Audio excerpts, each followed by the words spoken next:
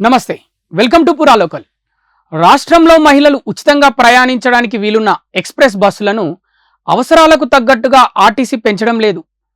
పూర్తి టికెట్ కొనాల్సిన డిలక్స్ బస్సుల వైపు వారిని మళ్లించేందుకు కొన్ని చోట్ల ప్రయత్నం చేస్తుంది. ఇందులో భాగంగా డిలక్స్ బస్సు ఎక్కితే మహిళలకు బహుమతులు ఇస్తామంటూ కొత్త స్కీమ్ను ప్రారంభించింది.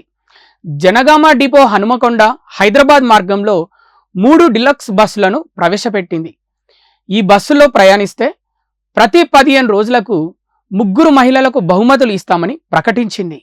ఆర్టీసీ బస్సుల్లో ఆక్యుపెన్సీ రేషియో గతంలో సగటున 70 నుంచి 75% వరకు మాత్రమే నమోదయ్యేది.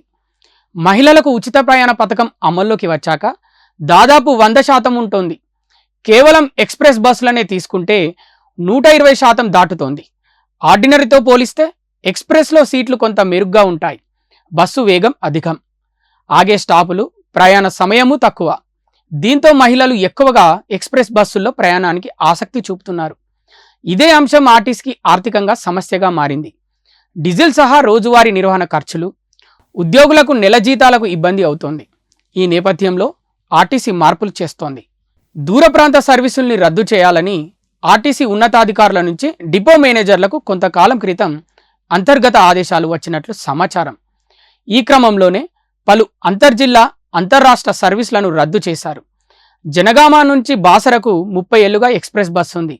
ఉచిత ప్రయాణ పథకం వచ్చిన తర్వాత బస్సులో రద్దీ భారీగా పెరిగింది. ఫిబ్రవరిలో జనగామ డిపో ఈ సర్వీస్ను రద్దు చేసింది.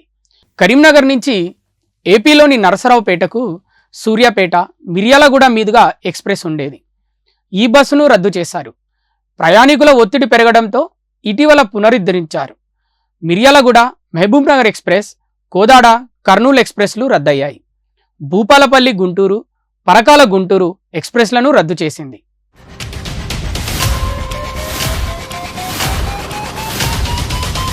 ఇవి ఇప్పటివరకున్న అప్డేట్స్.